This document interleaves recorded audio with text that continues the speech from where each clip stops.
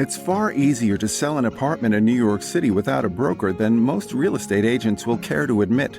With that said, before listing your home FSBO on the internet, it's important to understand why brokers are relevant, even for sellers who want to avoid paying a 6% broker commission. New York City has an entrenched two-agent real estate broker model, which means that most deals have two agents involved: a listing agent representing the seller and a buyer's agent representing the buyer. Over 75% of buyers in New York City work with a buyer's agent as a result.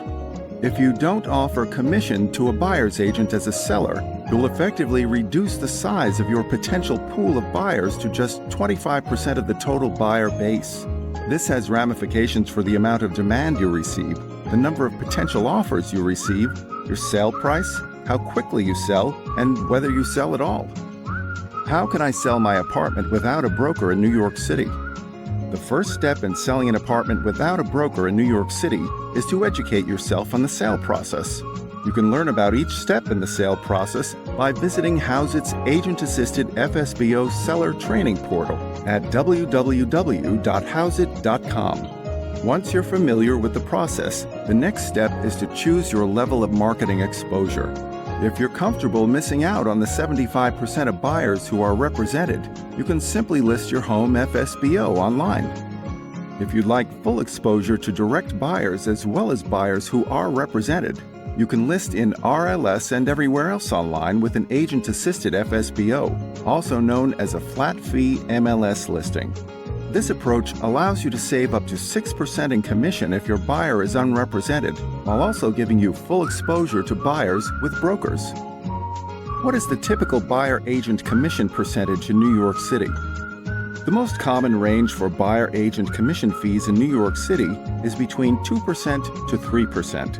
How much commission you should offer ultimately depends on the amount of competition you anticipate from fellow sellers.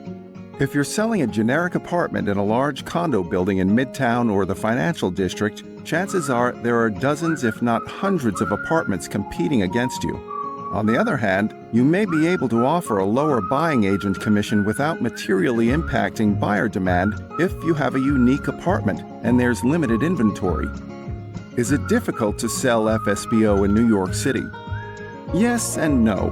If you list traditional FSBO by posting a few ads online, selling in New York City becomes quite difficult since you've essentially cut out 75% of the buyer base comprised of represented buyers. Traditional FSBO sellers in New York City are routinely solicited by brokers and fed lies and misinformation in an attempt to persuade sellers to hire a traditional 6% listing agent. The lack of exposure combined with time-wasting harassment results in a high failure rate for traditional FSBO sellers in New York City. Assuming you list on RLS and comprehensively market your apartment through an agent-assisted FSBO, selling in New York City becomes a much easier proposition.